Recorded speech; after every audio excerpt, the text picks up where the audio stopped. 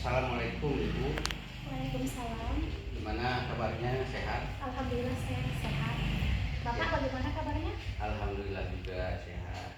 Jadi kedatangan saya ke sini sebagai pengawas ingin melihat situasi dan kondisi terutama ya yang Ibu hadapi. Mungkin Ibu sebagai guru kan mungkin ada hambatan atau mungkin ada permasalahan atau ada prestasi yang Ibu sudah capai di dalam nanti pelaksanaan proses pembelajaran.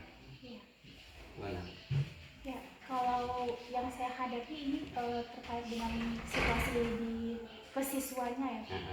Kalau siswanya itu untuk kedisiplinan siswa saat ini alhamdulillah sudah mulai meningkat.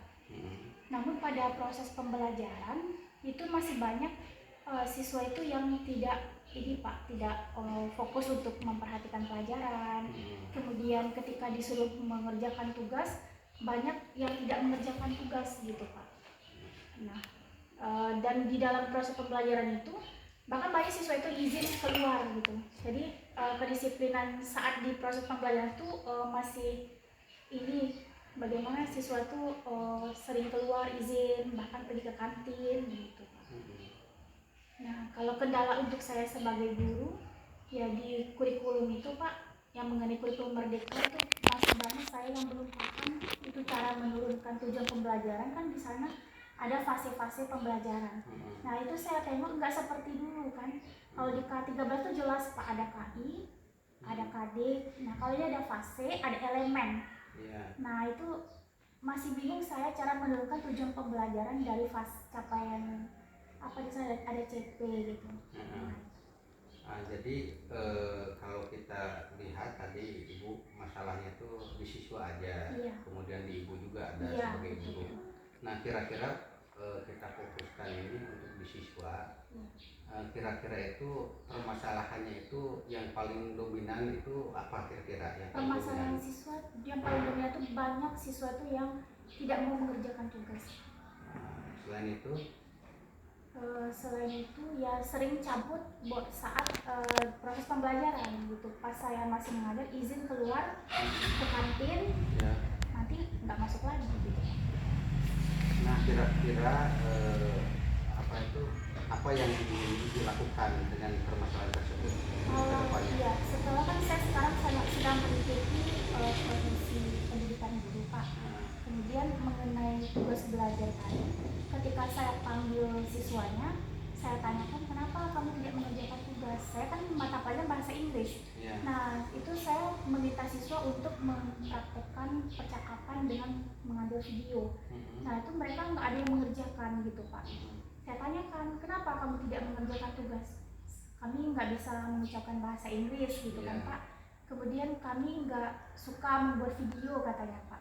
Nah, setelah saya mengikuti PPD ini, saya melihat ada pendekatan pembelajaran diferensiasi. Nah, saya mempelajari itu setelah saya paham tentang pembelajaran diferensiasi itu.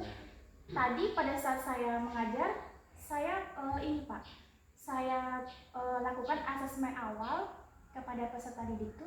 Saya tanyakan bagaimana pembelajaran yang kamu senangi. Nah, pada dasarnya saya belum paham betul cara membuat instrumen asesmen awal itu Pak. Nah, tapi saya coba berdasarkan pemahaman saya minta peserta didik itu menjawab pertanyaan saya.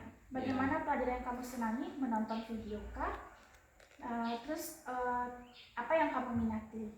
Kemudian setelah mereka membuat catatan kecil saya kumpulkan, saya bagi mereka beberapa kelompok terdiri dari gaya belajar yang mereka sukai gitu. Ada yang suka nonton video gitu, saya kelompokkan. Kemudian pada saat saya mengajar tadi, saya membagikan menyajikan pembelajaran itu dengan berbagai macam media Pak. Nah, saya bawa handphone, kemudian saya bawa komputer atau laptop, kemudian saya bawa teks. Bagi siswa yang senang cuma membaca aja, katanya lebih fokus dengan membaca, saya kasih teks naratif. Kemudian yang suka ini menonton, saya kasih HP saya Pak sama laptop. Nah, setelah itu saya bebaskan mereka untuk memilih tugas yang mereka senangi. Saya minta mereka kan mengidentifikasi teksnya. Nah itu mereka saya beri tugas bebas gitu Pak.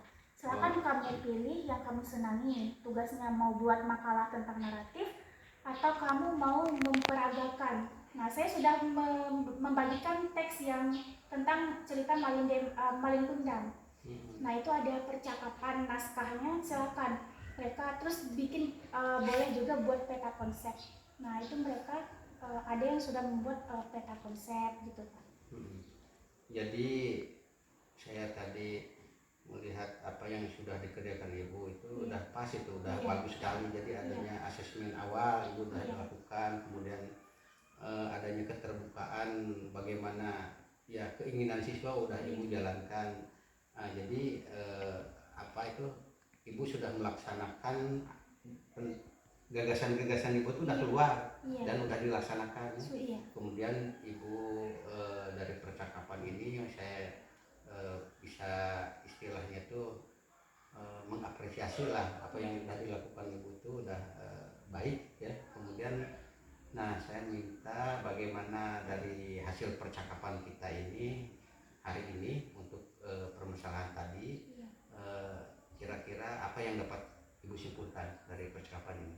Ya saya dapat simpulkan bahwa setelah saya menerapkan ketika kita ingin memberikan materi kepada siswa itu kita nggak bisa langsung saja memberikan materi terus menjelaskan.